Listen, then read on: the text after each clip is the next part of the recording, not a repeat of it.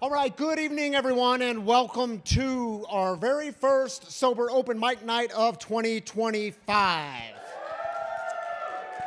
So glad y'all are here to say a bit about myself. That sounds awkward to say a bit about myself. But so you know who I am, I'm Ryan. I'm the pastor and executive director here at Free Recovery Community. This is a community for addicts, loved ones of addicts, and spiritual refugees, and our mission here is to break the silence of addiction and create space for healing, recovery, and spiritual connection. If you want to know more about Free, you can go to the website, freerecoverycommunity.com. You can go to the app, freerecoverycommunity.com, free to download. If you're looking for a place to connect in your recovery, we have all kinds of meetings here, 12-step meetings, other recovery meetings for loved ones also, all throughout the week, every single day of the week, throughout the day. So if you're looking for a place to get connected, check it out. We do our services here on Saturday nights at 5 p.m. and 7 p.m. We would love to have you join us for any and all of that. And of course, the cafe, the Free Cafe is open every day except Sunday, 9 to 9. So feel free to get a latte or a muffin or whatever you guys drink or eat. It's in there, so feel free to check it out at any time. Let me say one more word before we get into our actual show tonight. You'll have to excuse our mess. It is messy here. The floors are really dusty. Our bathrooms are getting remodeled, and we're getting new flooring in other parts of the building. So these bathrooms, the one on the left is for the ladies. The one at the end of the hallway, anyone can use that bathroom. If all else fails, we do have the porta potty just outside in the back parking lot to the right. So if you need to hit the porta potty or the bathrooms, we do have you covered while we're going under construction. All right, y'all, is Vince in here? Darren, is Vince in here? Let me say this. We have been partnering with the Phoenix for now, this is our 4th year of doing Sober Open Mic Nights, and we're happy to partner with the Phoenix there. Vince is here, but he's checking people in. He'll say a word about the Phoenix whenever he gets done checking people in. But our job here tonight, let's do this for our online people. If you're joining us online, we're really glad you're here. Give us some hooting and hollering if you are a person in recovery, clean and sober.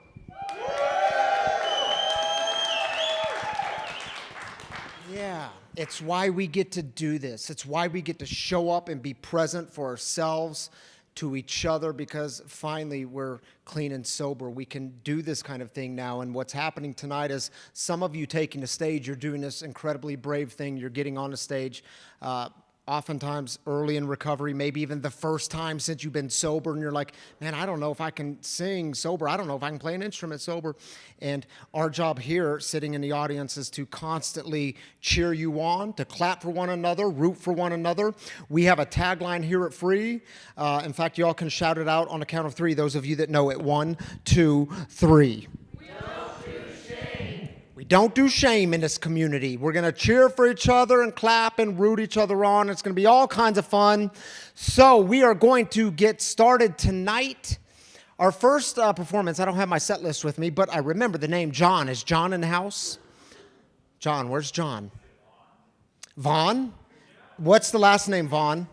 That's you, man. Come on up. I read the V as a J. Vaughn, what are you doing for us tonight, dude?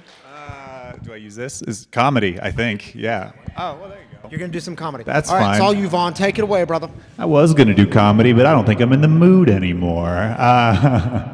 That's cool. What's up? How's everybody doing tonight? Feeling good? Yeah. Hell yeah. So this is pretty cool. I got off drugs just a little over 10 years ago now, so that's nice. Well, no, don't clap for that. That was just the first time. No, I am totally sober now, though. The only problem is nobody believes me because I still look like this. And I don't know why long hair is associated with drug use. Trust me, it's just one more thing I can set on fire. And but no, I don't know. I do look. I look like a sentient mushroom made a wish on a star. And now he's a real boy. I know. Like if Aladdin found a bong instead of a lamp and he rubbed it, I'm the genie that came out. Like he gets unlimited wishes because I'm like, how many did I already give you? I look like this so much that when people complain about the liberal media, I'm just like, no. Like, I'm worried they're talking about me specifically, you know? Like I'm just sitting in a, like I think when people complain about it, they're picturing me sitting in a room where somewhere like, soon I won't have a job because we'll all be communists, but first we're gonna replace everyone with minorities. Yeah. This isn't even a cigarette, this is a penis. And yeah. Assistant, bring me one of those waters that turns the frogs gay. Just oh God. Actually, I was gonna do just a quick social media thing real quick. Hold on, let me see if I can do this. What's up, guys? It's me, the liberal media. Yeah. Look at this crowd. By the end of this set, they'll all be a different gender. Yeah. You might think this guy looks pretty manly, but in just a few minutes, he's gonna be a backup dancer for Taylor Swift. Oh, this is cool. Actually, I did want to talk to my followers a bit about community, and look at this fucking community. This is what it's all about, you guys. Any problem you've been through, someone else has been through it. Find your people. Thanks. All right, that was cool. Yeah, you can clap for that. That's fine. It's cool. I had to get it to 30 seconds, and I didn't know what to do at the end, but you guys really helped out. Okay. So anyway, it started really young for me. I was raised in an abusive home. Anybody else? Yeah, no, good. That's the right response. What I really don't like is when someone's like, woo! And I'm like, Jesus Christ, they hit you, but at Disneyland? What was that? Some people get way too excited. But no, and I don't know, like I'm trying to do comedy, and I'm not trying to bring the mood down, and I know abuse is a difficult subject, so just real quick joke, just to reset the momentum. Knock, knock.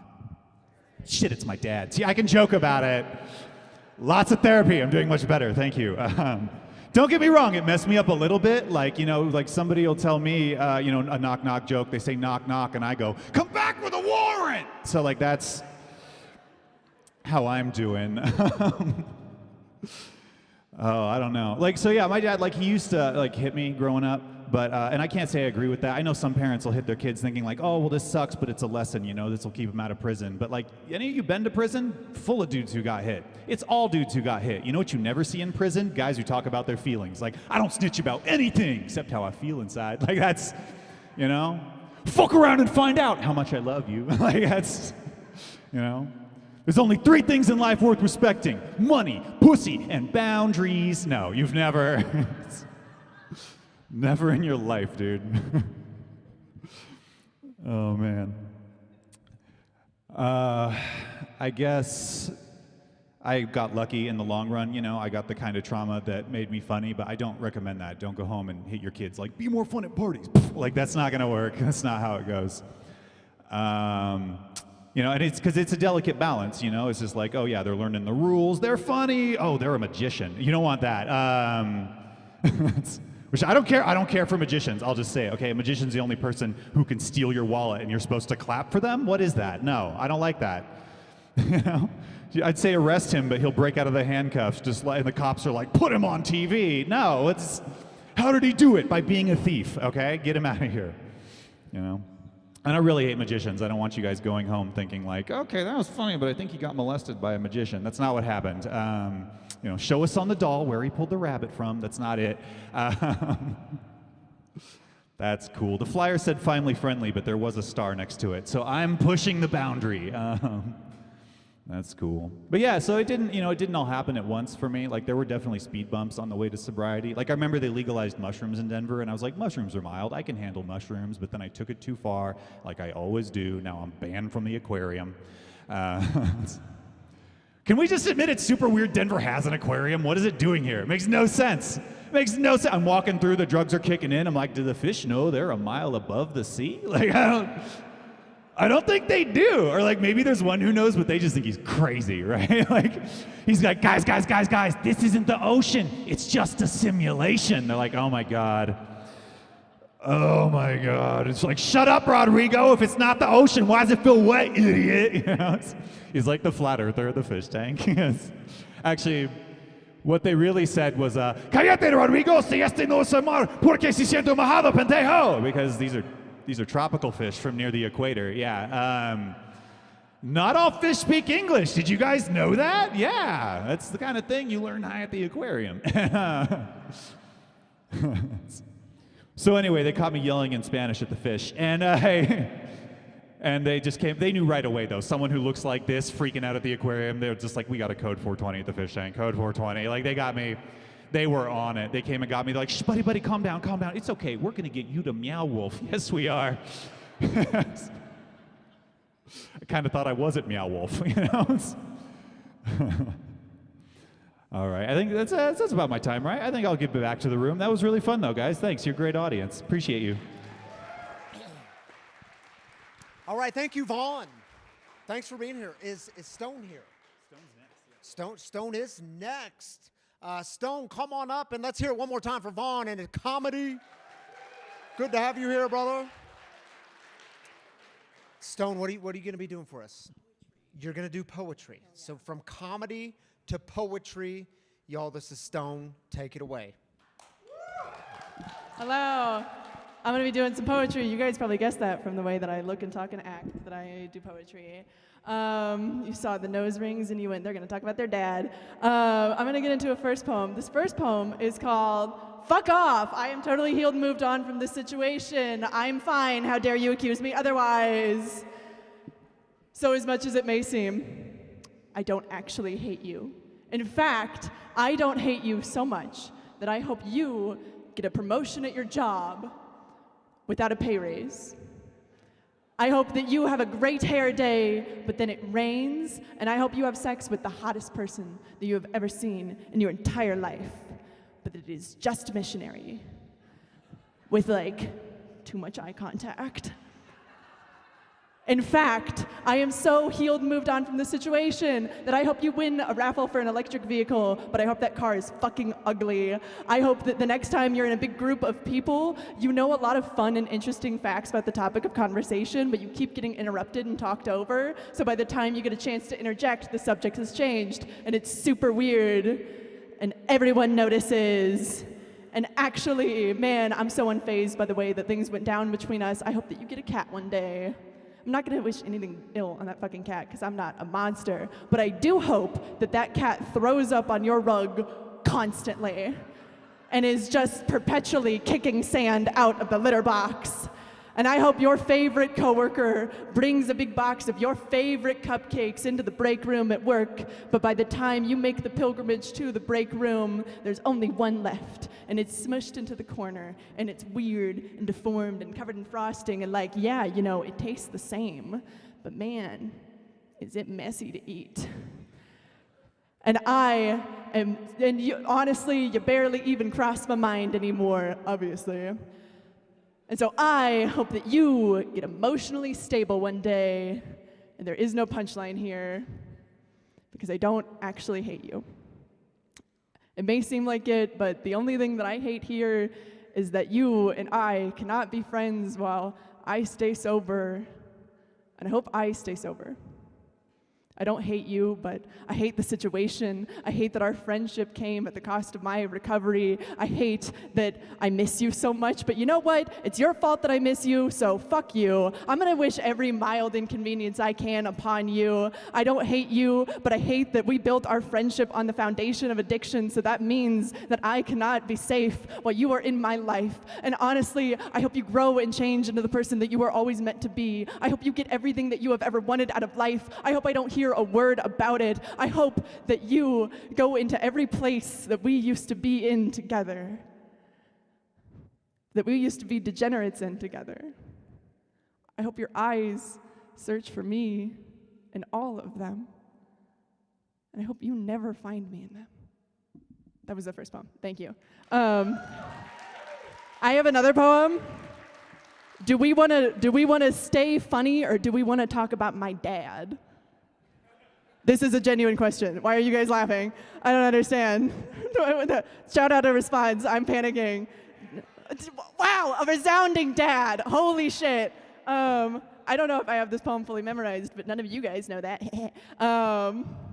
Okay. My father and I are both professional ice skaters, but right now it is July, so all of our frozen lakes have thawed, so we tread water in our conversations over dinner. Every glance is choreographed with precision, avoiding collision with one another. When he stares at the ceiling, I look at the menu. He studies his phone, I glare at the ground, and occasionally we allow glances to the expanding chasm of glasses between us, our eye contact connecting with chiming crystals containing $11 of what is just basically juice. I chose this place because it has good mocktails, but we don't talk about that. We invited my brother. He never replies, but we don't talk about that. Last week, my father texted me a congratulations on 8 months of sobriety, but now, in person, we don't talk about it. Every conversation is an obfuscation of the issues that we have been avoiding since my childhood. Every conversation, a charade. Every dinner party, a grenade. We have never had a good time getting our mouths around tough topics, so we decide instead to fill them up with warm breadsticks and the cheapest mocktails in town. We swim around inconsequential questions like what books we're reading, what was the last thing my sister's dog chewed up. Spoiler alert, it is the remote. It is always the remote. But if you saw us from across the restaurant, you would not know the desperate ways we try to keep afloat, our frantic underwater paddles around our insecurities and vulnerabilities, because God forbid we talk about a fucking feeling, you know?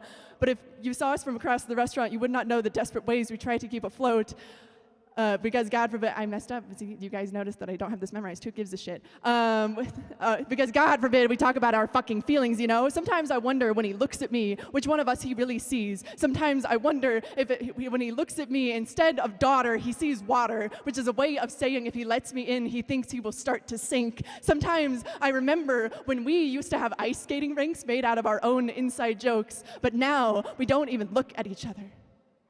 Sometimes when he looks at me, he doesn't even see me. Sometimes we only see the lies that we have told ourselves. Sometimes I worry that we stopped treading water a long time ago. And now we are both just drowning. By the way, that was the end of that poem. But by the way, 2 weeks from today, I will be hosting a writing night here at the Free Recovery Community Church. You don't have to be a poet to do it. Last time we had someone work on her blog. But yeah, it's in the Free Cafe, and it's from 7 to 9 on February 6th. It's on the Phoenix app if you guys want to come. It's really fun. We just hang out and we keep each other productive. But that's my time for today. Thank you guys so much. All right, thank you, Stone. You threw your phone on the floor. Thanks for your poetry. Is it spoken word poetry? Is that the right word for it? Technically, yes. You did speak it. Thank you for all you're doing here, by the way, too. Thanks for all your leadership. Hey, listen, y'all, I want you to know these Sober Open Mic Nights would not be possible without our sponsors. We're really grateful to many organizations, but I want to mention two of our sponsors in particular, our only two sponsors. We have Colorado Artist in Recovery, and Darren Valdez is here, Executive Director. You're going to hear from him in just a few minutes. He'll tell you a little bit more about what they do. Hey, by the way, we've got a bit of a crowd here tonight, so some of you have seats that you might be able to fill in a little bit. If you can fill in those seats and create room for other people, that would be much appreciated. Our other sponsor who makes these events possible is the Hornbuckle Foundation. Many of you know Sarah and Bella Hornbuckle. They've performed here on many Sober Open Nights. Open mic nights, but they couldn't make it tonight, but we're still grateful to have them as a sponsor. They do incredible work in the community. If you want to know more about them, you can check out their website. They would generally have a table set up, but again, she couldn't be here tonight. But we're grateful to CAIR, Colorado Artists in Recovery, and the Hornbuckle Foundation. Thank you for all the support to make these events possible. Next up, we have, are you all ready for this one? I believe it's a trio. Is it a trio? A trio of people. Their band name is called Rich and Friends. Come on up, Rich and Friends. Let's hear it.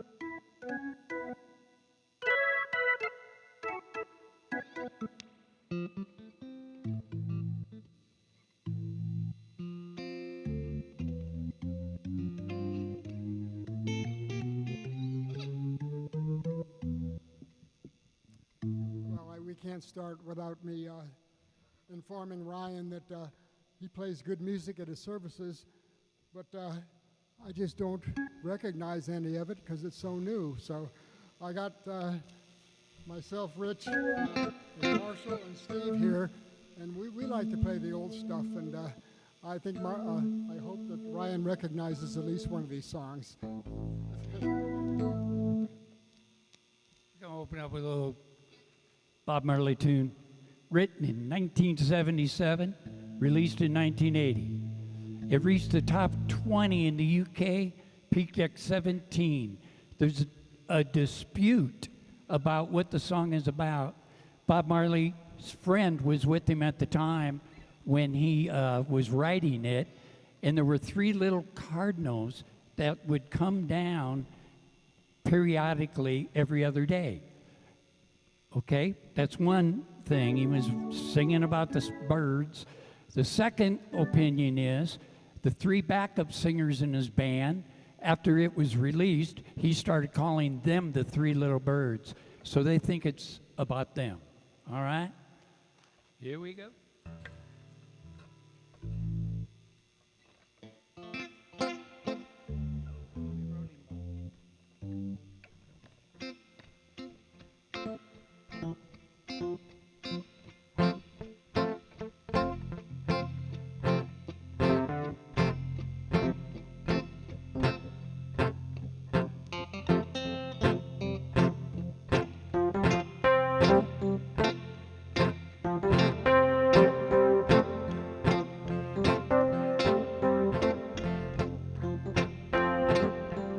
Worried by the thing, 'cause every little thing gonna be alright. Don't worry about a thing. Every little thing gonna be alright. Woke up this morning to the rising sun. 3 little birds on my doorstep, singing sweet songs, melody pure and true, saying, this is my message to you. Don't worry about a thing, 'cause every little thing gonna be alright. Don't worry about a thing, 'cause every little thing gonna be alright. Woke up this morning to the rising sun. 3 little birds on my doorstep, singing sweet songs, melody pure and true, saying, this is my message to you. Don't worry.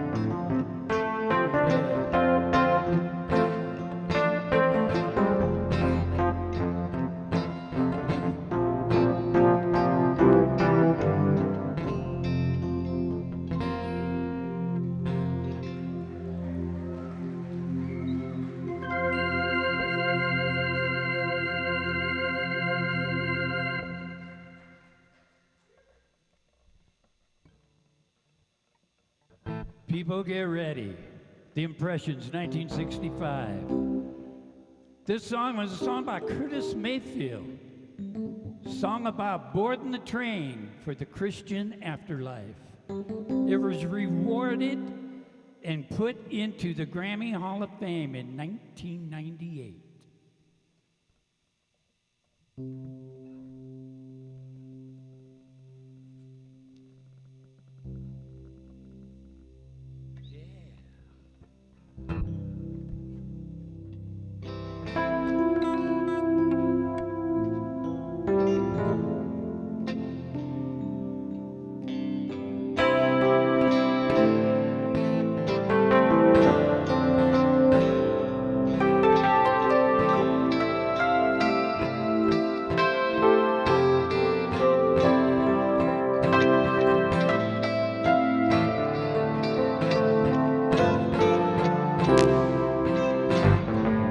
People get ready, train to come.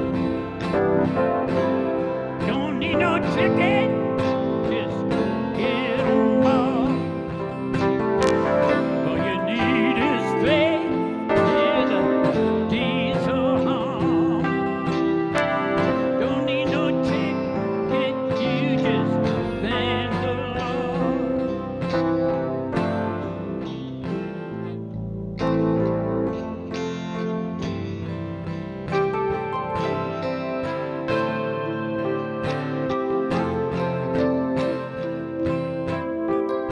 People get ready, train to Georgia, picking up passengers coast to coast.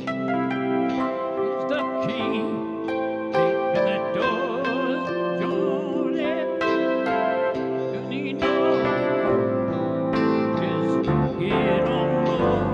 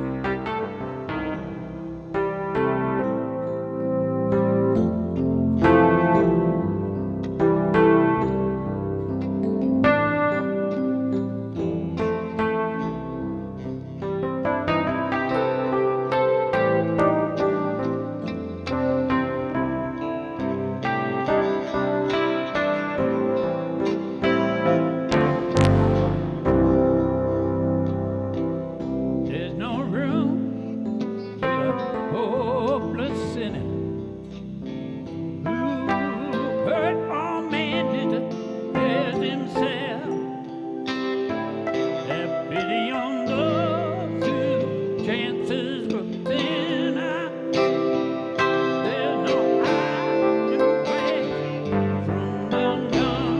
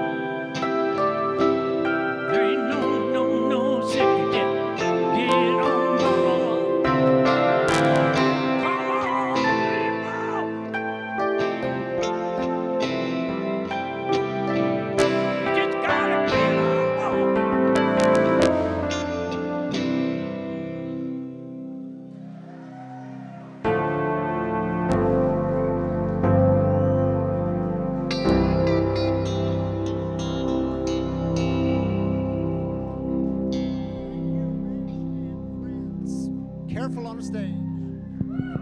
Thank you, Rich and friends. Good to have you here, playing some oldies but goodies for us.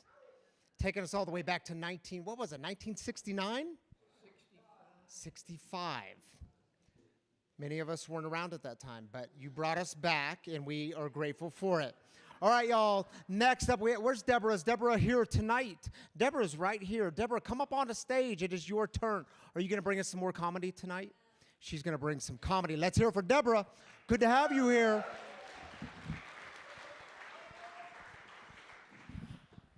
So you guys see me up here and think I'm different, right?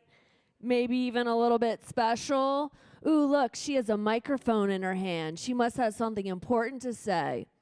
But here's the thing, I'm no different than you. I'm not any better.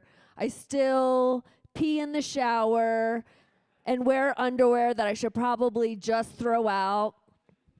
I still hit the snooze bar and occasionally Dutch oven my cat. You see, we're no different, you and I. Off the record, has anyone ever intentionally or unintentionally Dutch oven their cat?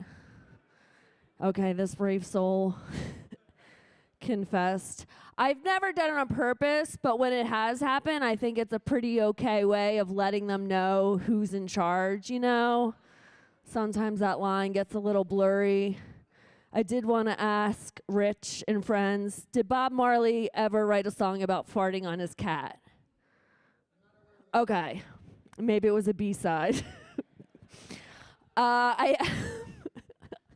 I am from the East Coast, and since moving here, go Birds, and since moving here, I've noticed some cultural differences. One of the biggest ones has to do with driving style. Back east, if someone gets pissed off while driving, there's a lot of horn honking, there's a lot of cursing, there's a lot of obscene gestures. Here, if someone gets mad while driving, they'll just take an extra long pull from their vape pen to let you know how super unchill you're being. That's how that's communicated. I spent last weekend in Black Hawk, Colorado. Quickly realized I'm a Black Hawk 10, everyone. That's right. That is right. Not the healthiest crowd up there, okay? Not very healthy. Lots of orthopedic sandals with socks. Pajama pants, not a good look, okay? And then you have this walking in there, all right? Heads were a-turning. One point I heard an audible gasp. Granted, it might have been a waitress standing on someone's oxygen tubing, but it was a gasp nonetheless. It just made me realize that they could come up with some new slogans for themselves. One option could be, want to feel hot? Come to Black Hawk. Or if they want something that rhymes, are you desperate to fuck? Come to Black Hawk. And then as you're leaving town, the sign might say, now leaving Black Hawk, Colorado, you're once again at Denver 6. Please act accordingly. Don't want people to get too cocky out there, right? I recently realized that it is the women who are out there making things happen. Ladies, give it up for yourselves. Hell yeah. I was at home the other night. My boyfriend just randomly shouts out from the kitchen, hey, Deb, we're almost out of oatmeal. Guess what? Magically, the next day, there's more oatmeal on the shelf. You want to know why? I made that bitch go to the store and get some more. Women are making things happen. Are they lighting us? No. Okay, this is just okay. I'll just feel the 6 minutes in my heart. Okay. Got it. Something like that. Okay. Or just interrupt me. Let's see here. Did anyone else here go to middle school? Okay, a couple of you, good. All right, that was an awkward time, right? There was a lot to be anxious about, having your parents pick you up in their shitty car, unexpectedly getting your period in class, having a PG-13 sex dream about one of your classmates. That ever happened to anyone? Sir, you got your period in class? Oh, very traumatic. I've been there. No, I would have like some weird dream about someone in my class, like one of my classmates sucking on my nipple, right? And then spend the entire next day terrified of making eye contact with him because I didn't know if somehow he knew about the dream. Worse yet, maybe he had the same one. I don't think that's possible, but in my 15-year-old brain it was, right? And I'll admit that still happens to me today, except now it happens with coworkers. I'll have some weird like sex dream about someone I work with and wake up and be like, what was that all about? Is that a sign? Am I supposed to be with this person? You know, universe, what are you trying to tell me?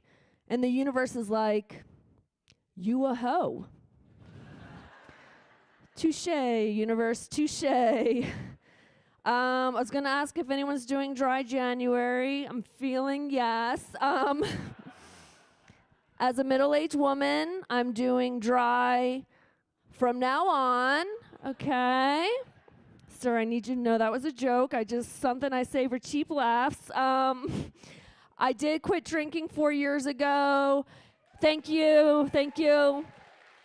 About 6 months after I quit drinking, I started doing stand-up comedy. In retrospect, I realized I was looking for a way to replace the shame in my life. This is it, okay?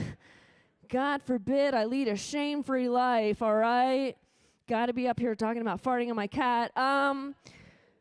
No, but about 6 months, or when I started doing comedy, it was pretty cool when I realized just how many other comics didn't drink. I was pretty impressed by that.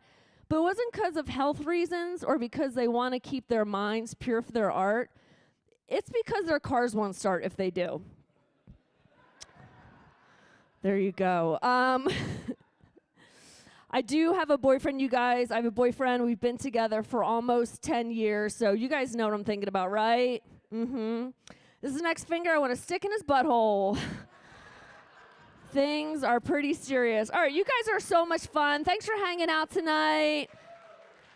Our host is going to come back up here.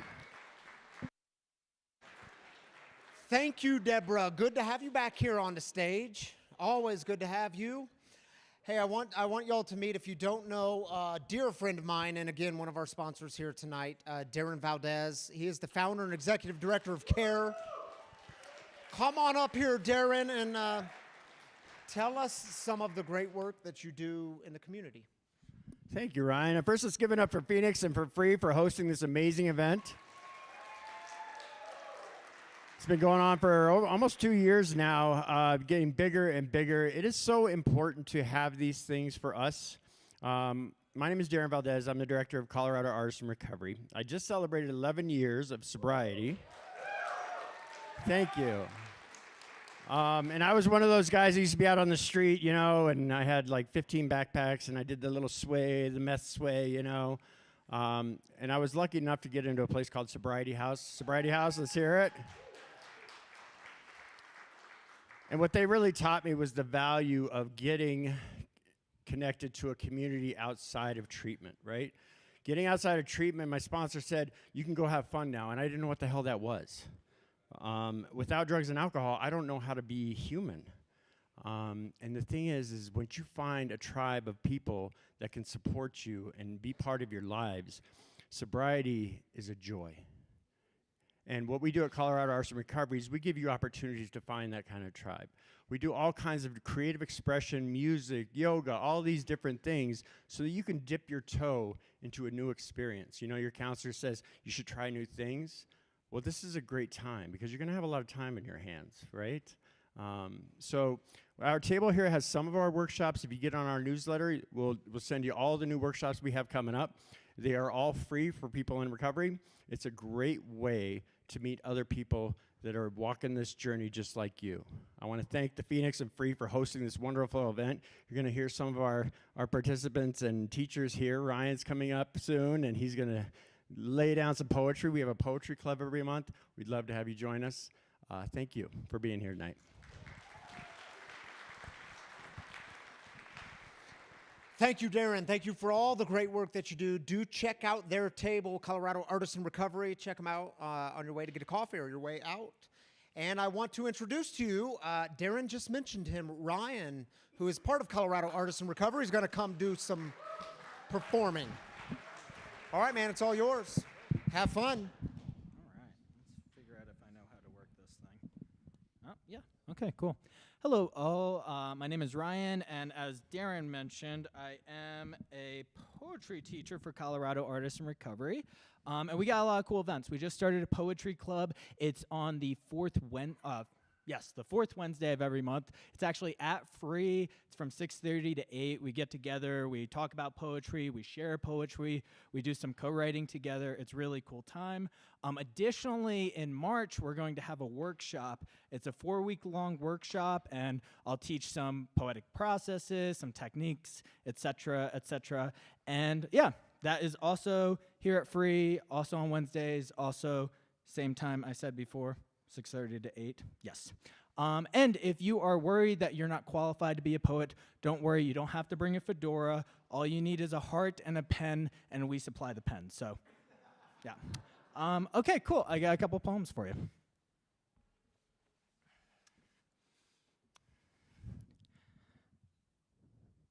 I was always like this, an addict.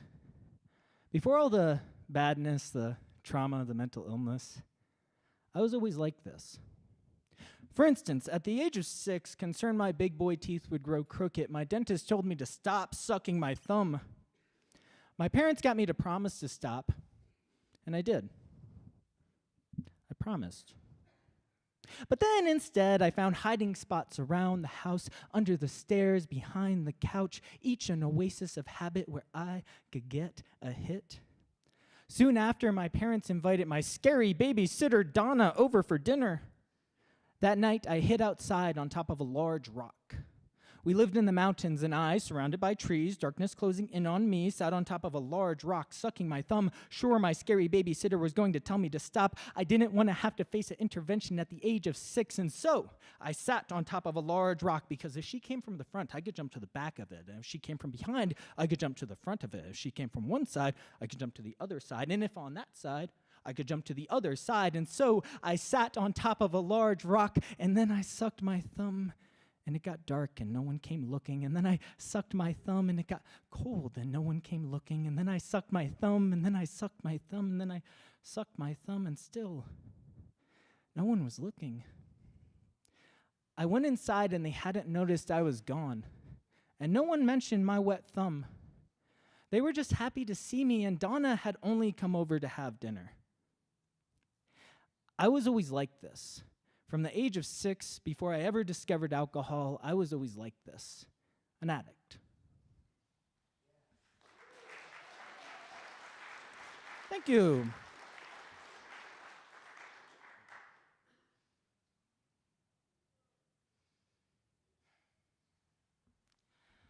I was tired of being a person, all the regrets, restrictions, and fear. So I became a cloud. My hazy form, a piece of the sky, not quite sure where I end and the blue begins. Directionless, no longer worried by what was and what if. I think I'll stay here for a bit, up above it all, in between being and becoming. I really needed this. Being human was too much. Right before I became a cloud, I was full of pain from something that had happened years ago.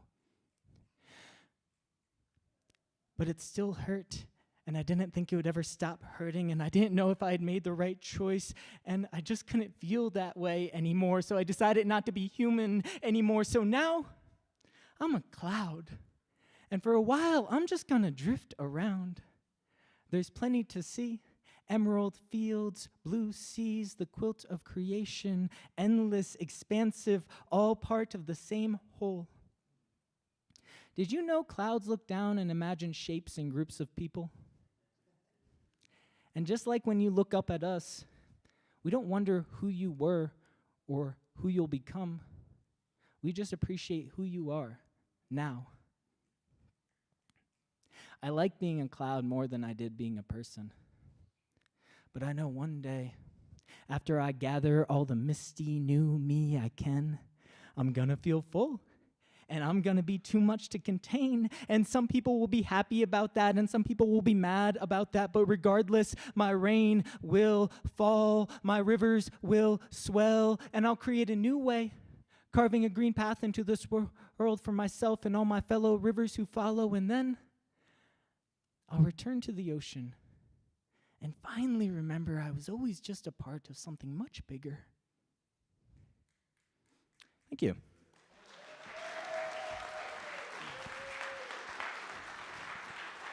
Thank you, Ryan.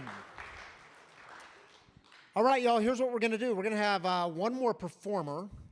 Sunshine, if you want to come on up. Sunshine, there's Sunshine making her way to the stage. As she's getting ready, right after she's done, we will take a very short 7-minute and 16-second intermission.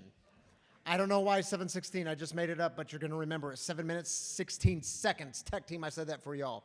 7 minutes, 16 seconds. You can go to the bathrooms. Remember, the bathroom on the right is closed. The one on the left is for the ladies. There's a porta potty out in the parking lot for the men. And there's a bathroom at the end of the hallway if you need to use that one. So, and if you want to grab a coffee, that's your time to do it. No 7 minutes, 16 seconds. Sunshine, the stage is yours. Take it away. Hello. Very hard to compete with people who know they now have a bathroom in their future. Am I right? But I'll be quick so you can get out there too. Being at this mic has been incredible. I mean, being a comedian after following all these heartwarming stories, it's kind of intimidating because I'm like, and now here's something a little silly. You guys ready for silly? Okay. My name is Sunshine, but I do relate more to the moon because I'm pale and I'm round. And a lot of times people say, hey, you look so much bigger when you're close to the horizon. Oh, good. Got some fans in here of the astronomy illusions. I'm so glad. Has anybody ever packed a really healthy lunch for themselves, and then when they're at work, they're like, who in the hell packed this shit? It's kind of how I'm feeling right now about my joke list. I'm like, who wrote this stuff down? Honestly, I haven't been on the stage for about 5 months because I got a job. Yeah. My job is at an aerospace company, and basically I'm trying to convince other people to work at an aerospace company. It's like a pyramid scheme, but with benefits. So if you want to see me after the show, got lots of good positions opening up. So this cold has been nuts lately. I don't know if anyone like me has completely ruined their Netflix algorithm by watching too much Fireplace. Yeah, now Netflix is like, here you go, log slut. How about a hot piece of ash? Okay, that was silly. That was silly. But I love the signs, the no shame, because recently I have something that I'm kind of addicted to, which is the heated seats in my car. Yeah, it's like the eighth wonder of the world. How did we figure this out? You can run electricity through a wire, and the resistance causes just enough heat to warm your little buns, right? But not burn them. One of the bad side effects, though, is now my buns can no longer heat themselves. So the second that I get out of the car, they're just hanging there like frozen hams. Okay, I will cut it. Who wrote that down? So I'm serious. Like, I don't want to jump around too much, or they're just gonna shatter into bacon bits. Okay, I'll leave that. Somebody pointed across a crowded room a few days ago at me and said, "You look like somebody who loves birds." Me. I do love birds, but it really pissed me off. because I don't want people to know that about me right when they see me. I want it to be a surprise that they can discover. Like one day they'll be like, oh, damn, you like birds? You? Yes, me. I do like birds. That's what makes this next story so tragic. Over the holidays, I was in Texas. That is not the saddest part of the story. It's just how it starts. With my rental car Prius, I hit a turkey buzzard. Yeah, I hear the groans, and believe me, I have experienced enough guilt and shame over this incident. I was driving in my lane, okay, so I don't feel like it was my fault. He darted out in front of me. It was ironic that I was eating a chicken nugget at the time.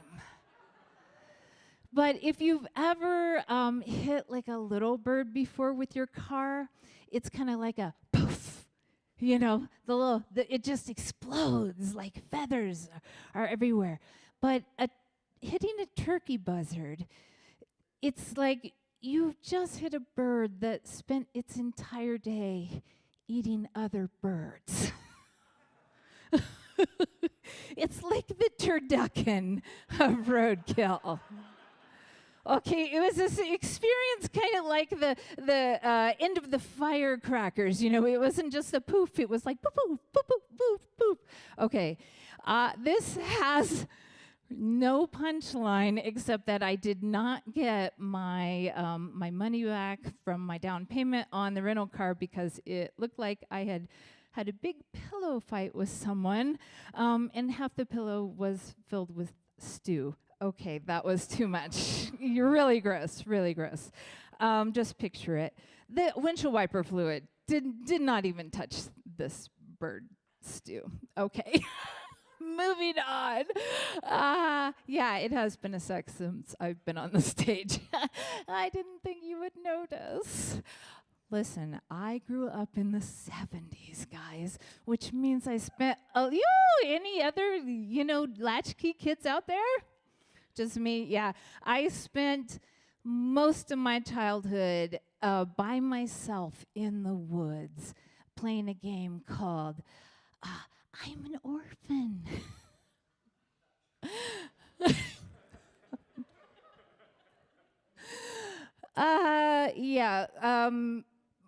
My parents were a little hard to get along with, so that was kind of my first fantasy. Boxcar Kids was my porn. So I'm reading it and I'm like, ooh, died in a fire? That's hot. That's super mean. But because I did grow up in the 70s, I used to love this show called Dukes of Hazzard. Yes. Children, if you don't know Dukes of Hazzard, it was a show about sexy rednecks. Yes, everybody said yes immediately. I love it. Okay, on the count of 3, you have to yell out who was sexier, Bo or Luke, okay? 1, 2, 3. Thank you, Jesus. Obviously, Bo. Bo had like a blonde feather mullet and tight pants, and he was like just a modern day lesbian. So sexy, so sexy. I wanted a Dukes of Hazzard t-shirt for Christmas. That's all my little 7-year-old self wanted. I asked my grandma for it. First mistake. Does anybody else have a grandma who is a whore for the clearance rack? Okay. My grandma never met a clearance rack that she didn't raid. But she also was a big fan of Kmart. So, children, if you don't know what Kmart is, it's like if Walmart was a little less clean and had less stuff.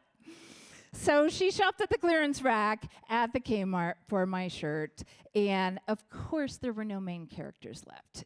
I just imagine her flipping through there, and it's like, Cletus, no.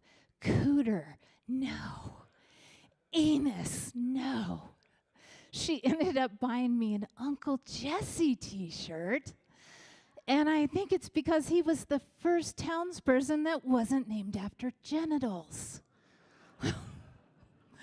And that's the day that I think I decided to become a lesbian, is when my grandma gave me that shirt. So, guys, you've been amazing. I want to end.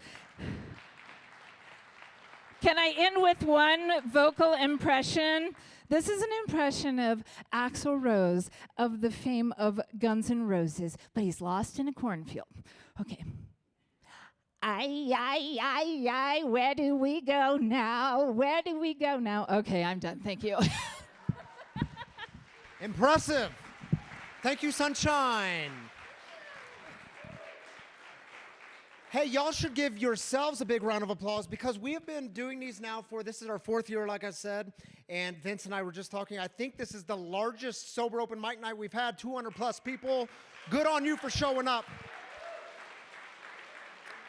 And we'll take a short intermission, but hey, before you leave, I want to remind performers for the second act. Some of y'all got away with some stuff in the first act. Second act, at 6 minutes, your mic gets cut, so just make sure you're at 6 minutes or under. You'll get a light that goes off in the back in the tech room to give you the 1 minute more warning. There it is. And then at 6 minutes, you go dark, and that's going to be embarrassing. We don't do shame, but we might embarrass you a little bit.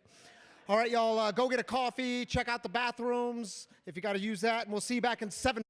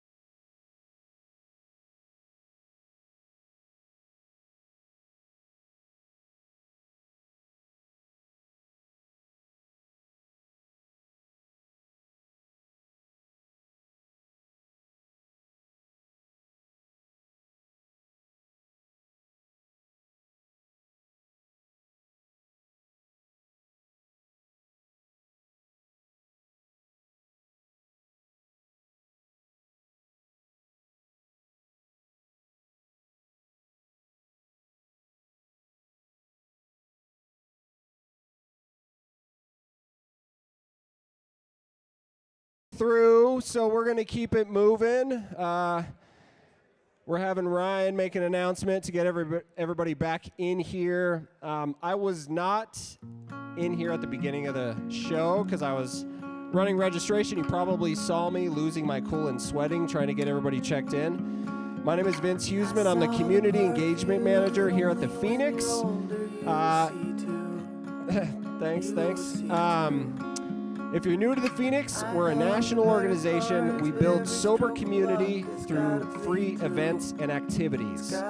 Fitness-focused events, outdoor activities, concerts, open mic nights, you name it. Any way we can bring people together to build sober community, we do it, and we are in every state across the country. If you don't have the Phoenix app, download it. That's the easiest way to find our programming and sign up for it anywhere in the U.S. So we're going to keep it moving here. We've got Lily Blue up to the stage, please. Let's hear it for Lily Blue, please. Well, hello. Mic check. Can you guys hear me? Yes, no? Yes? All right. How's everybody doing tonight? Are we having a good time? Thank you for coming out tonight. Again, my name is Lily Blue. Some of you might have seen me perform under a different name, but moving forward, this is who I am. So nice to meet you if I haven't met you before. I have a little cover to start with. I have adored this song for a long time, and it's meant a lot to me in the moments where I feel like I'm starting over or trying to change something about myself. But this is Don't Give Up on Me by Andy Grammer. All right.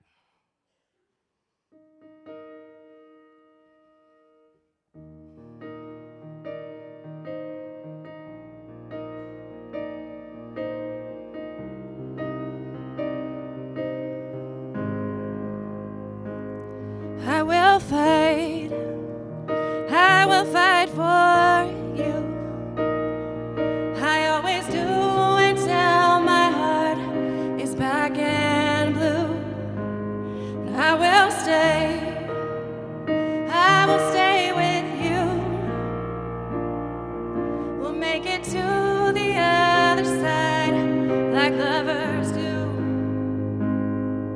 And I'll reach my hands out in the dark, and I'll wait for yours to interlock. I'll wait for you. I'll wait for you. 'Cause I'm not giving up. I'm not giving up. No, not yet. Even when I'm down to my last breath. Even when they say there's nothing left. I'm not giving up, no, not me. Even when nobody else believes, I'm not going out that easily. So don't give up on me. Don't give up on me. Don't give up on me.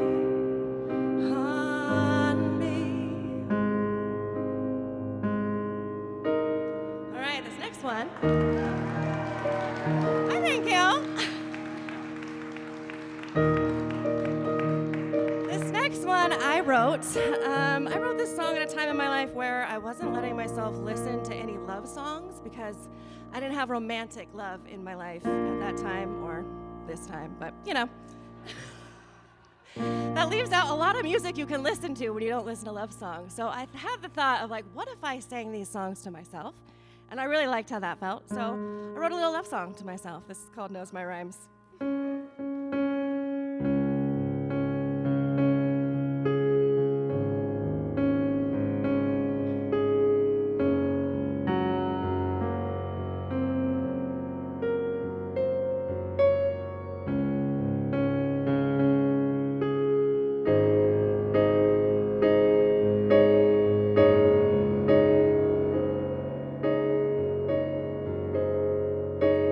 I can't believe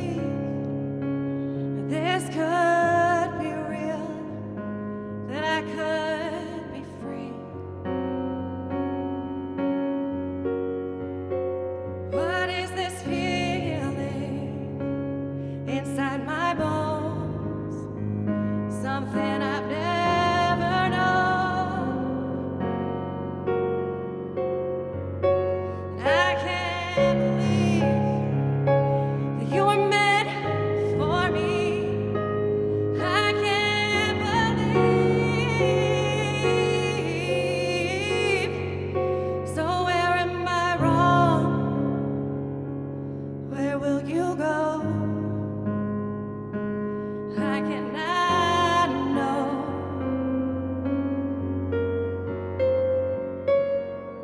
But what if it's my time?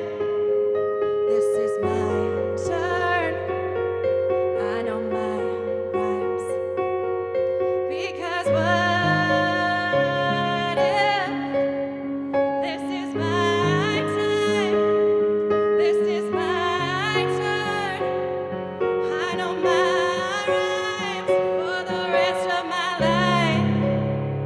For the rest of my life.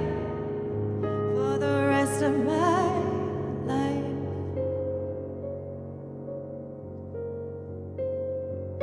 'Cause what if this is my time?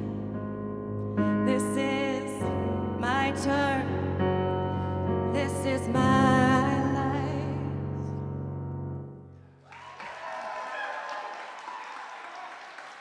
Thank you so much. Again, I'm Lily Blue. Have a great night.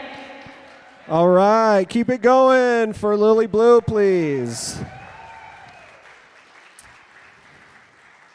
I don't know if you've ever tried to play the piano, but it's not easy. And singing at the same time, forget about it. All right, next up, Just Us. Come on up to the stage. Let's hear it for Just Us, please.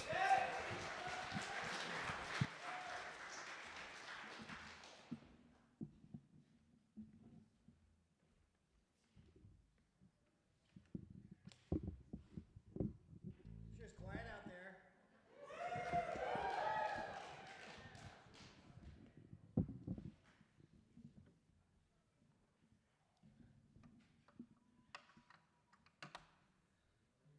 Hi, we're Chris and Steve, and make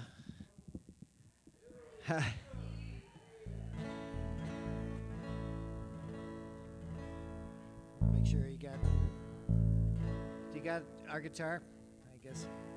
Okay.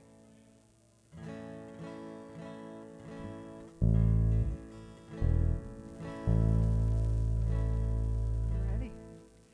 And is this mic on? Good. All right. Last time we did halfway through the song and I didn't realize my mic wasn't on. We're good? Okay, thank you. I don't know about you, but when I quit drinking, I took up something else, and it was eating. And I did it the same way I drank. So we decided that as good folk singers, we would take our civic responsibility and we would take a bunch of melodies that you might recognize and give you some advice on what you can eat so maybe you don't eat so much. There's keto and Weight Watchers and Nutrisystem. There's so many plans that we hardly can list them. Low fat and low carbs and low calories too. All ways to eat less so there's less left of you. This cellulite of mine, it makes me wanna whine. You want to hide those thunder thighs, that dimpled skin you cannot disguise. Thought by now you'd exercise. You wouldn't have to hide those thunder thighs. Big Macs and Whoppers and cheese fries at Sonic. Pizza burritos, they're clearly demonic. Crispy fried chicken and buffalo wings. I must give up all my favorite things. Ice cream and cheesecake I'd love to devour. Things full of butter and sugar and flour. So many calories, but it still stings. Saying goodbye to my favorite things. Hey, food, make up your mind. Will you harm us or make us better? We wonder what studies we should believe. so we achieve a life that's better, better, better, better. First eggs were out, and now they're in. Hey, food, begin. Please give us some rules that we can follow. Or don't you know just what is true? Hey, food, you know. Should we spit you out, or should we swallow? Overpriced superfoods. Here is a list of what that includes.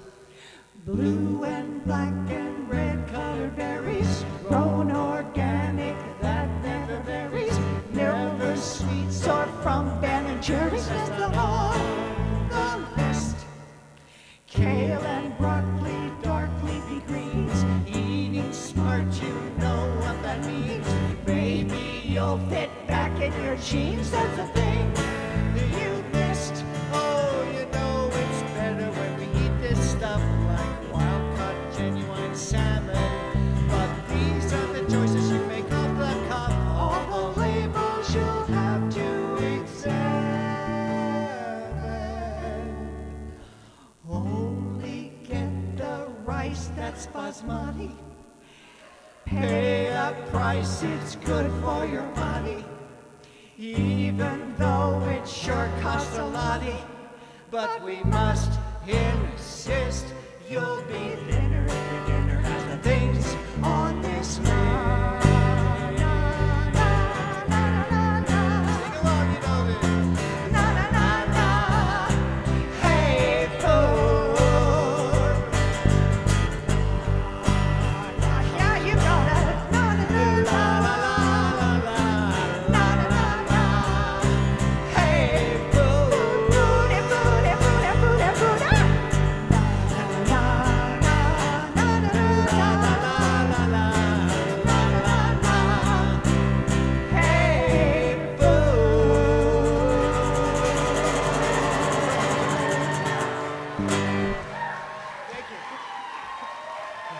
Thank you.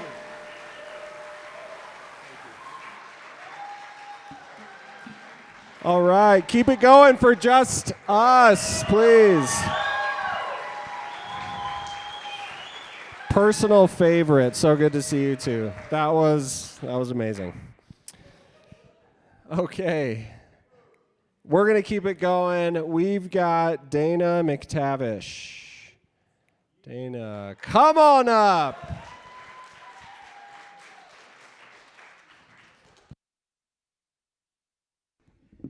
All right, it's really not fair that I get to follow the adorable food couple. Now I'm just hungry. Now I'm like, what am I going to eat when I get home? My God. I love that your guys' motto is we don't do shame. I grew up Catholic. That was not our motto. Our motto was, you've been a problem since birth. You better check yourself, Mary. My grandma's name was Mary. Everybody I knew, Mary. Mary, Mary, Mary. My middle name was Marie. Anybody else? Yep. Did you grow up Catholic? Half? All right, it counts. I love it because they were like, don't do sex, but also their mascot was a guy up on the cross on a loincloth, just working it. He's like, look at these abs. I'm dying, but I'm still sexy. You're like, Jesus, put it away. There's children here, okay? Yeah. All right, I was, you guys haven't been great about the dirty stuff, so I feel like we're loosening up a little. I got really into working out this morning. I don't know, anybody else? Crushed a 15-minute workout video in 7 minutes because you can shut that off whenever you want, all right? They don't tell you that. It's a little secret. I'm gonna start my own YouTube channel and be like, don't do it, it's too hard. Abs are not worth it. I have a Diva cup. I don't know if anybody else's vagina cares about the environment. It's, if you don't know what it is, it's a little piece of plastic you use for your period. I would recommend it for any woman who loves to go spelunking in her own vagina. If she's like, let's just throw something up there and see what happens, try to get it back. I had to give it up because it was like the Frisbee on top of the roof. I was like, ooh, I'm not getting that back. That's gone forever, unfortunately. We're made of plastic now. What are you gonna do? I had Barbies growing up, which is just my way of telling you that I used to be an amateur porn director. I don't know if anybody else was also a weird child, but there's a lot of us out here, okay? Yeah, Barbies, you know, you had like 10 Barbies and that one Ken. So Ken's just in there like working it like, like it's a total Ken orgy. And then you would lose the Ken. You're always losing the Ken. So then you're just learning what lesbianism is, like really early on. You're like, things are getting really sapphic in here. I don't know what this means. I don't understand, like, guys, what did you do? Like, how were you little perverts? Like, I don't get it. Like, you had G.I. Joes, right? Was it like a don't ask, don't tell situation? Or were you just normal? I don't know. I'm very curious. If you're like, Joe's gonna learn something today. He likes Cobra Khan too much a little bit, I think. All right, thanks a lot, you guys. That was fun.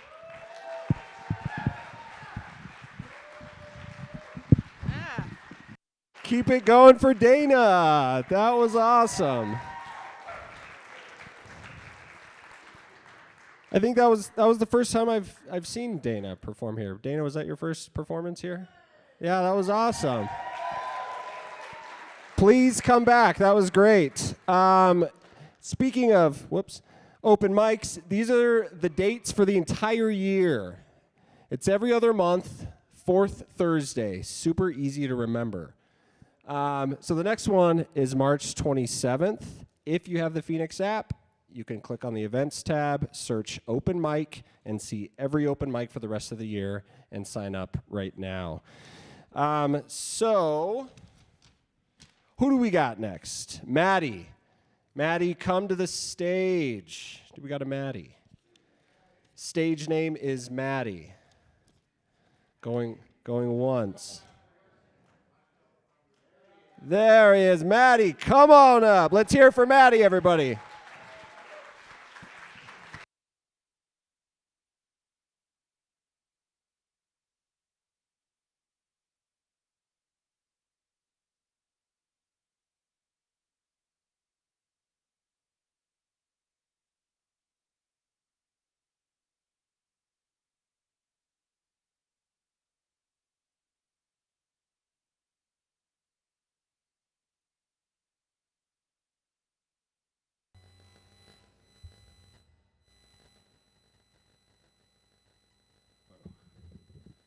Can you hear me? All right, I'm going to start with a poem that I wrote about 25 years ago. I was kind of lost. I'd driven across the country to work for what I thought was a wilderness therapy program, but it was a wilderness trauma program that was really hurting people. And on my 3rd day there, these unqualified staff were chasing this suicidal kid through the desert, and he died during a physical restraint. And so I retreated to San Francisco, or to Berkeley, where my sister was living. And I was just struck by how diverse Berkeley was in so many ways, including in like diversity of thought. And there was this row of people like soapboxing, and some were mentally ill and ranting delusions, and some were like college professors that had really important things to say. And everyone was just being ignored. And I was sitting there at a coffee shop trying to figure out what to do with my life. And so I wrote this poem. It's called An Uncertainly Sarcastic San Francisco Sunday.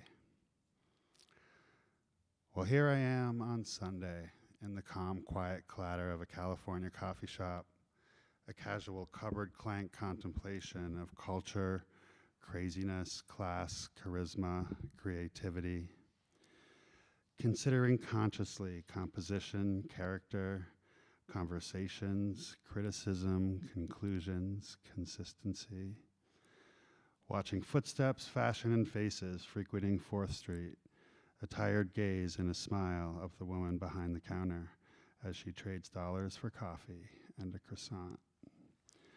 Past my pen is a man, peculiar, standing concerned or perhaps curious as he packs his pipe with the perfume particular, pacing profusely past, searching the street with a stare. Waking, I watch wistfully the babbling bozos from Berkeley trying to talk truth on Telegraph Street. Fools, fags, and freaks persistently preaching persuasively to the public, frantically fighting faithfully false funding that forgets fundamentals, feverishly fearful of fortifying the fantasy of fictitious freedom. A cancer of criminals creating a crisis on campus, passionately polluting politics with provoking promiscuous poverty, the hideously handicapped helping a hand to hurt the hierarchy. A contemptful coalition of clowns coercing the corruption of common courtesy, cultivating conflict and classifying kindness on the concrete curbside, brilliantly belittling the beauty of bureaucracy and bathing those bourgeoisie bastards in the bowels of bitterness. Captains of courageous crusades clashing Christianity while carefully curtaining questions that contradict the clasp on clarity of conscience. The bridge to the Golden Gates are often invisible through the fog down by the bay.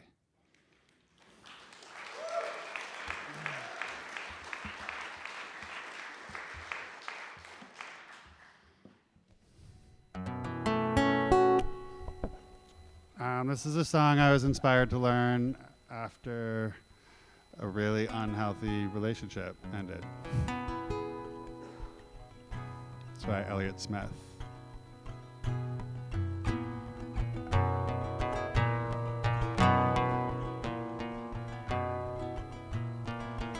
Oh, you'll take advantage until you think you're being used. Because without an enemy, your anger gets confused. Well, I got stuck on a side, you know I never chose.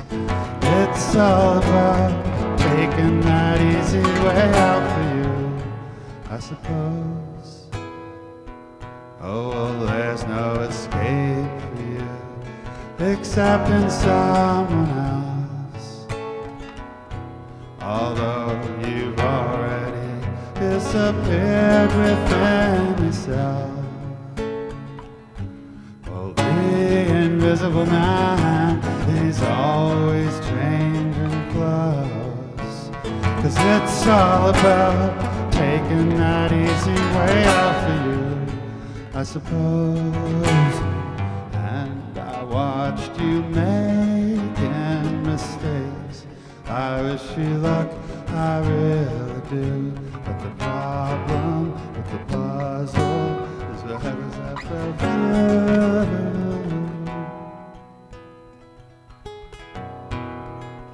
Oh, well, I heard you found another audience to bore.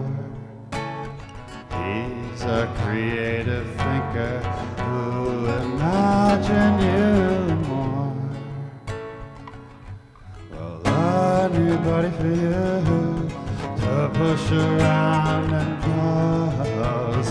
'Cause it's all about taking that easy way out for you, I suppose. And it's all about taking that easy way out for you, I suppose.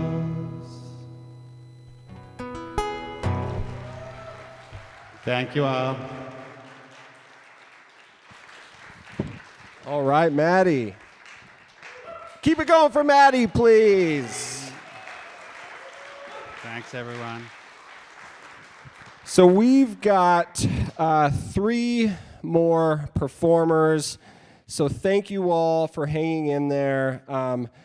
One thing I want to mention, for those of you who are interested, so the Phoenix was founded by a man named Scott Strode in 2006 in Boulder, Colorado. He had his own struggles with addiction. He had a father with untreated mental illness, stepdad who was an alcoholic, and his own struggles with addiction, and had kind of reached the mountaintop, so to speak. He started rock climbing, started doing all these activities in sobriety, and realized he wanted to offer that same experience for free to people who were looking to kind of break the shackles of addiction.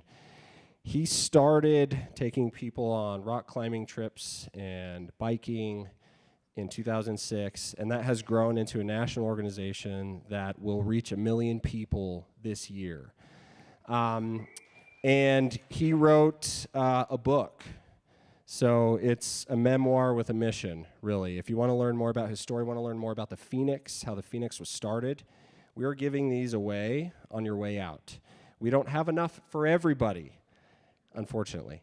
So please, if you are genuinely interested in reading more, learning about Scott's story, learning about the Phoenix, how the Phoenix was started, what our mission is, and the movement that we're building across the nation, on your way out, please grab a book at the front Phoenix table. Okay. Next up, we've got Brian. Brian, come on up to the stage. I see you back there, Brian. Let's hear it for Brian, please.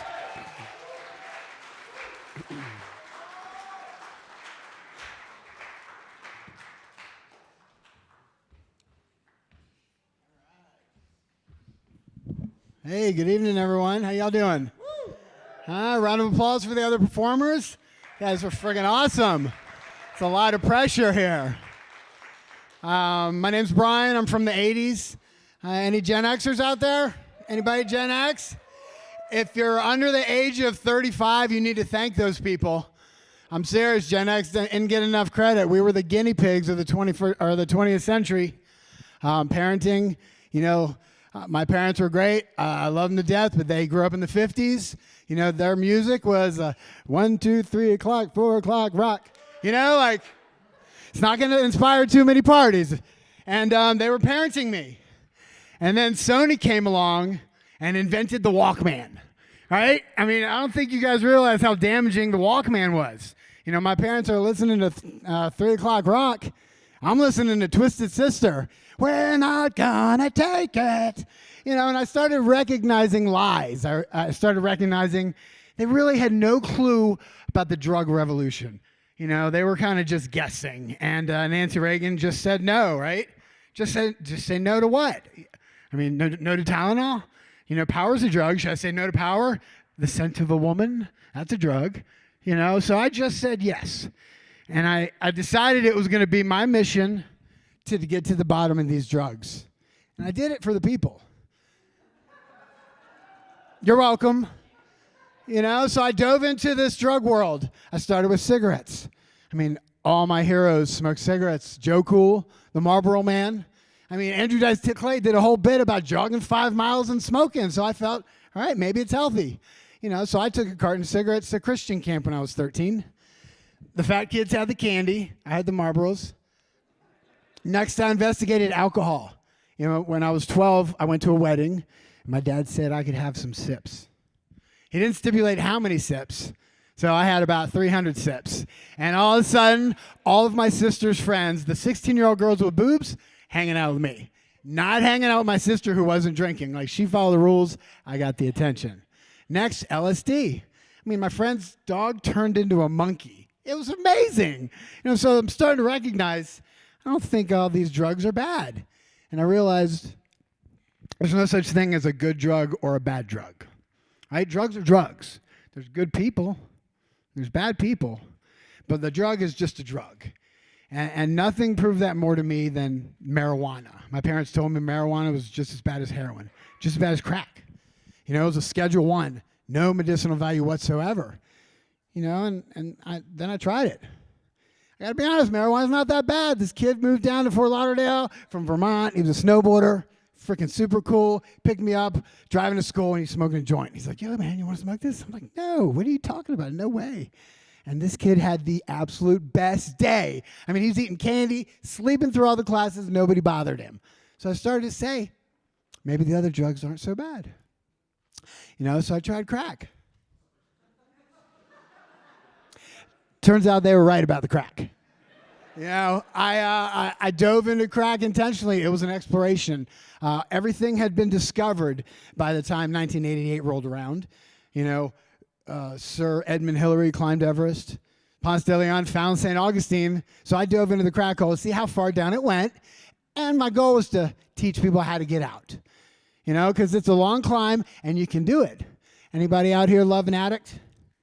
Anybody, huh? Right? I'm going to tell you something about these people. They're the strongest people on the planet. They're the best people if they can get away from their kryptonite. You know, we got a lot of celebrities in the crack world. Right? Some big time Whitney Houston. I mean, she didn't make it. Bobby, though, Bobby made it. Bobby's doing his prerogative. Got Robert Downey Jr. Made it. Richard Pryor. Burned his hair, not so much. But the point is, we got a lot of celebrities that smoked crack and came out. Did you guys know Oprah Winfrey smoked crack? I mean, that's why she's so rich. Because when you're an addict, the lower you go, the higher you can fly.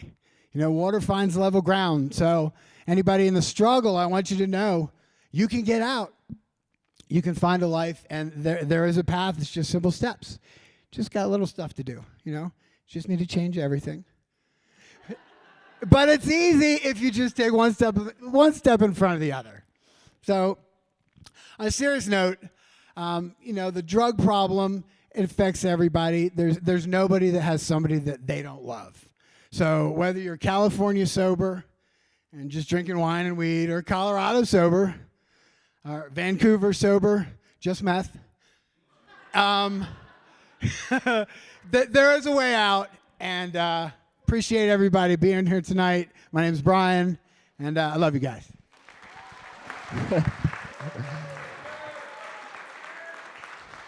Thank you, Brian. Okay, we've got our last two who are actually on the waiting list. So number one, we've got Kelly Marie. Kelly Marie, come on up to the stage.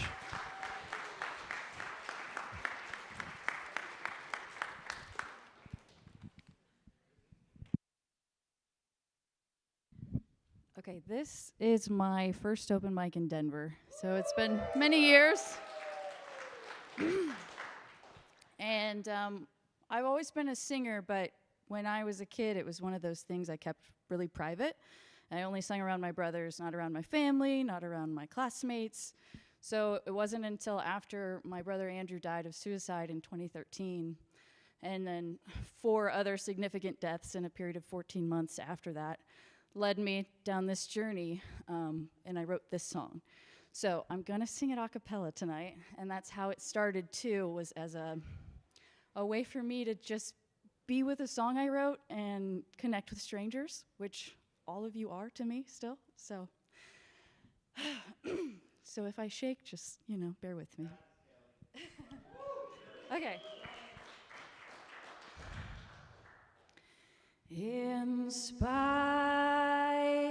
me, move me with every stroke of your hand, delight me and enthuse me, wrap me up so tight with passion, you become my muse. You see that blissful, dreamy look in my eye, a vision of inspiration painted by surprise. Oh, how can you feel so close when you're so far away?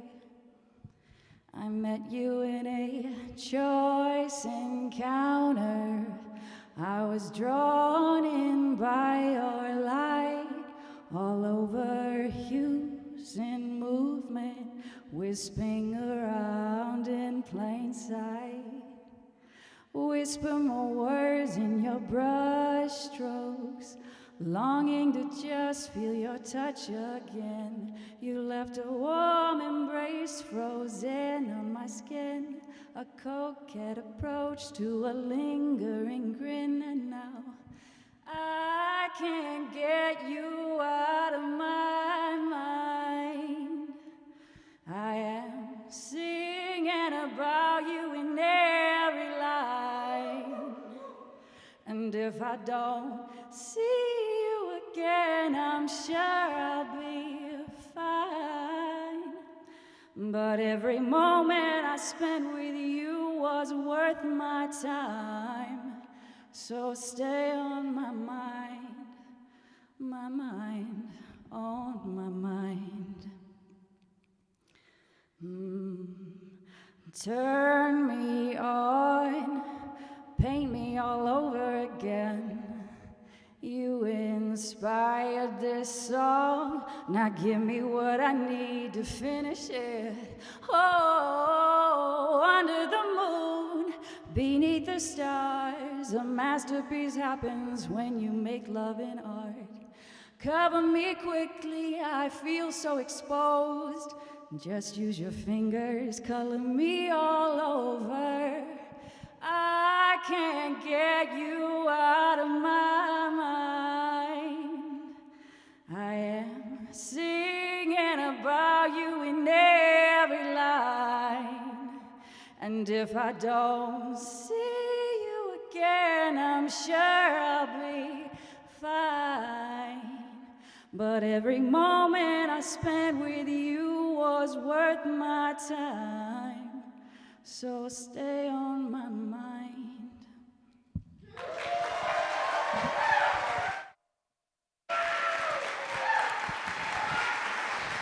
Oh. All right, Kelly, thank you. First, Denver open mic. Thank you for being here. Okay, last performer. Do I see him? Where is he? Dylan, there he is. Dylan Peacock, like the bird. Come on up.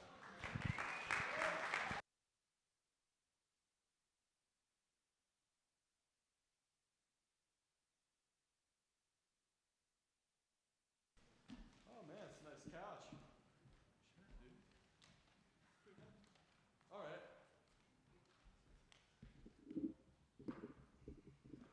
My name is Xavier Time, and these are the Rehabilitators.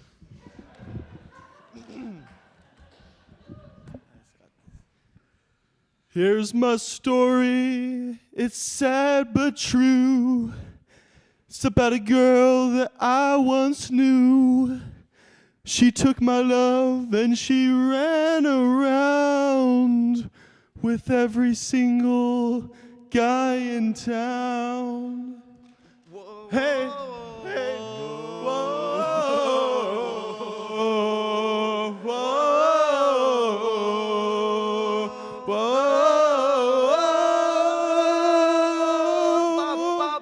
whoa, whoa.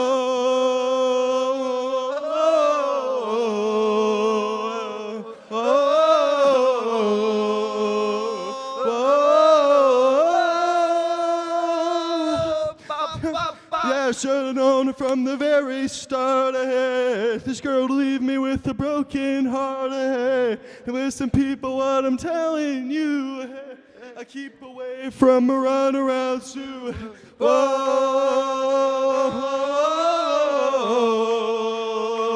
whoa, whoa.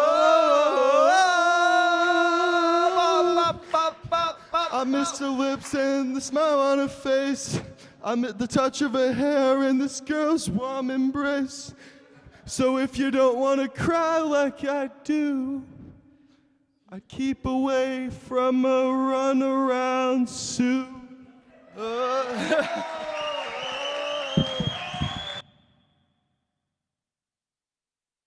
All right.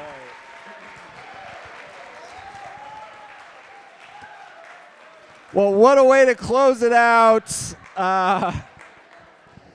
Thank you all for coming. Really appreciate you all. Please get home safe. Next open mic, March 27th. And please check out Free Recovery Community. It's an amazing venue, an amazing place if you're looking for a spiritual community. Also, Phoenix has programming 7 days